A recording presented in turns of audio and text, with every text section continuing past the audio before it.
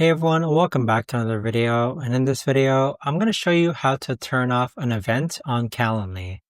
Now this video is going to be particularly useful for individuals. Let's say that you're using Calendly and you have multiple different events, but one of your events seems to be not as booked as much compared to your other events. How do you actually go ahead and turn it off? Now this video is going to be short, sweet, and simple, guys. There's not going to be a lot of steps involved.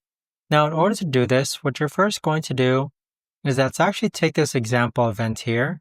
In order to actually turn this event off, all you've got to do is click on the three dots, scroll down, and then where it says toggle on or off, you're going to toggle this off. So that right there, guys, is the best and easiest way that I know of to actually go ahead and turn off an event in Calendly.